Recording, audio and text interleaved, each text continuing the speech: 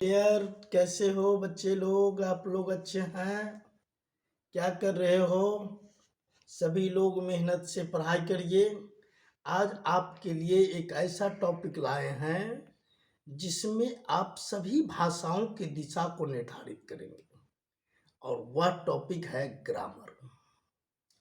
Grammar क्या है, हम क्यों पढ़ते हैं, इसकी जानकारी आपको मिलेगी। ग्रामर एक नियमों का संग्रह है जिसमें सभी भाषाओं की दिशा निर्धारित होती है।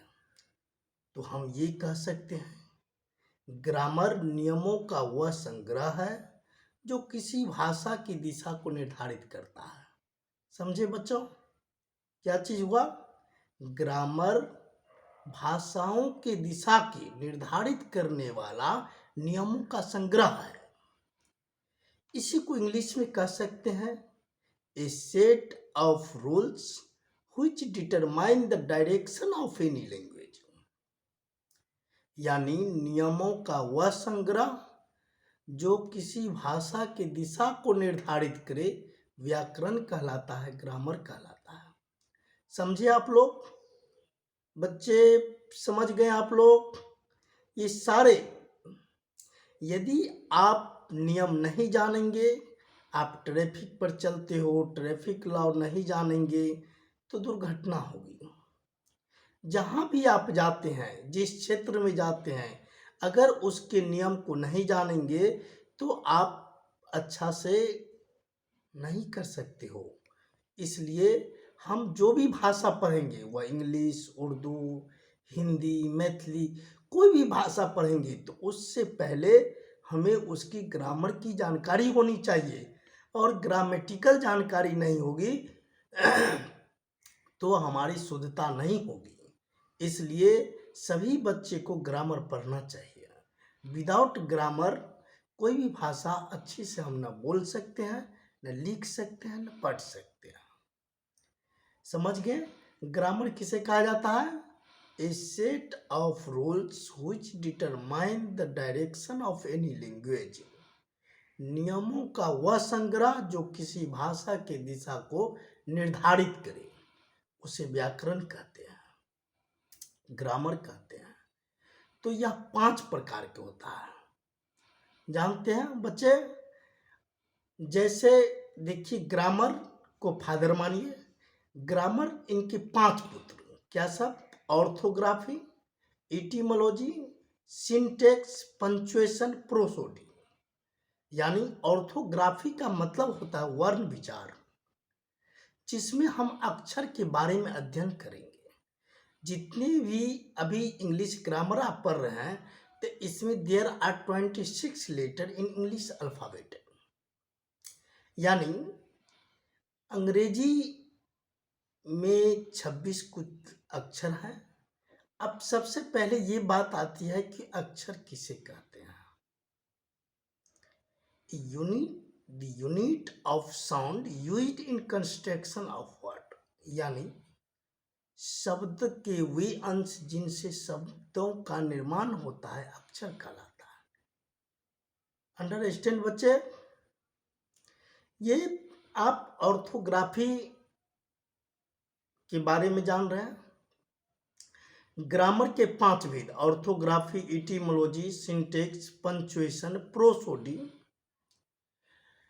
ऑर्थोग्राफी मीन्स वर्ण विचार, इटिमोलॉजी मीन्स शब्द विचार, सिंटेक्स मीन्स वाक्य विचार, प्रोसोडी मीन्स चिन्ह विचार, पंचुएशन मीन्स चिन्ह विचार, प्रोसोडी मीन्स छंद विचार।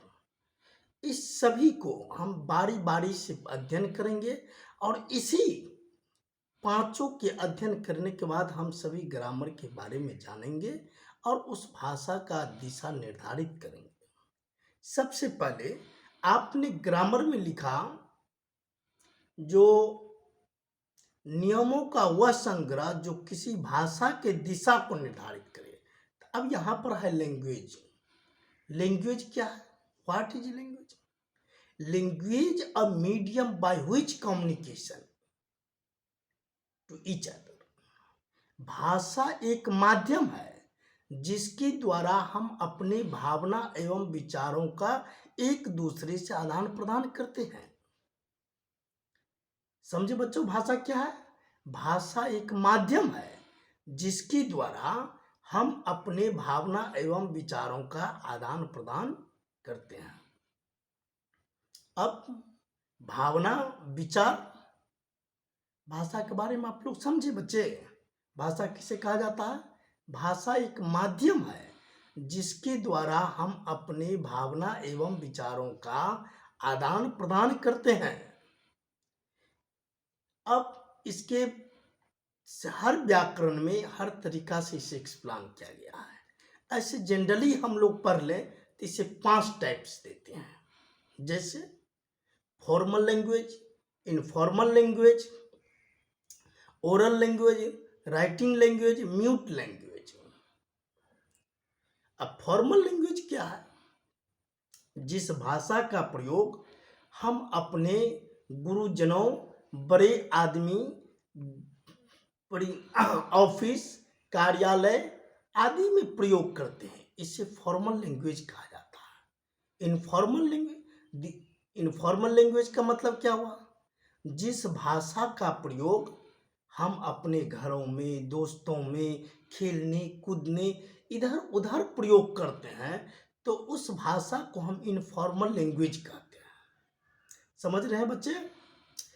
इनफॉर्मल लैंग्वेज जो इधर उधर गांव घर दोस्त में ही में करते हैं। इसी तरह से है writing language, method of communication, writing, listening, known as writing language, यानी भावना एवं विचारों का आदान प्रदान करने की तरीका यदि लिखकर और पढ़कर की जाती है तो उसे हम राइटिंग लैंग्वेज कहते हैं। Method of communication, speaking and listening, यदि भावना एवं विचारों का आदान प्रदान हम बोलकर सुनकर करते हैं तो उसे ओरल लैंग्वेज कहते हैं। जिस भाषा का प्रयोग डम्ब पर्सन, गूंगों के लिए करते हैं, बहरों के लिए करते हैं, the language which is used for dumb person. Understand बच्चों? अब आपने पहला पढ़ा formal language, the language which is used for senior person and in office etc। दी उस दोबारा क्या पढ़ा?